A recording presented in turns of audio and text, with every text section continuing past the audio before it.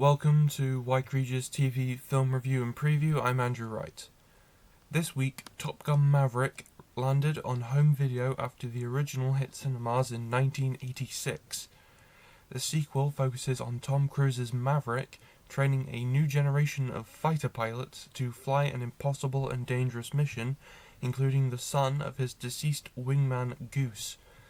The film has been in production for a decade before release and features sequences of the actors actually flying the fighter jets that their characters pilot in the film. The film is currently the highest grossing film of 2022 and is the second film of the COVID pandemic to gross $1 billion at the box office. So I checked out this film because it is important in film history, as the original released 36 years ago and is pretty forgettable, but this film introduces it to a new generation. I found that this film is a worthy sequel and does manage to give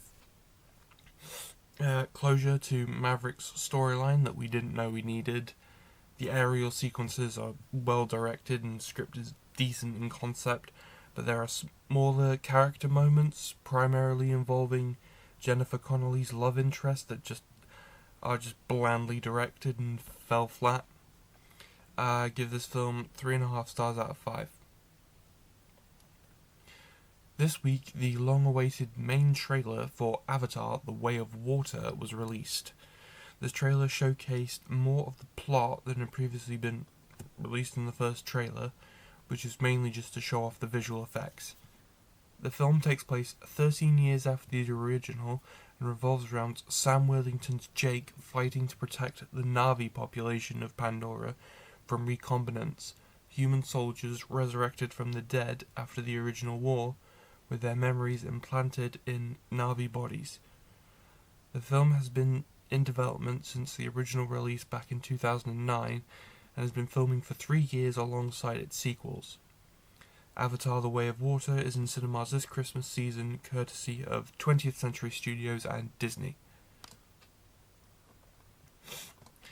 This week, the main trailer was released for the long-awaited Ryan Reynolds-Will Ferrell collaboration Spirited, a modern-day movie musical reimagining of Charles Dickens' A Christmas Carol.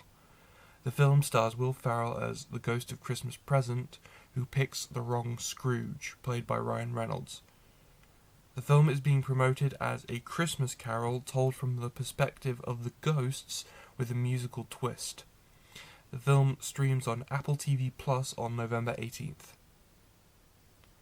This weekend marks the streaming release of Enola Holmes 2, the sequel to the 2020 film starring Stranger Things star Millie Bobby Brown as the little sister of Henry Cavill's Sherlock Holmes.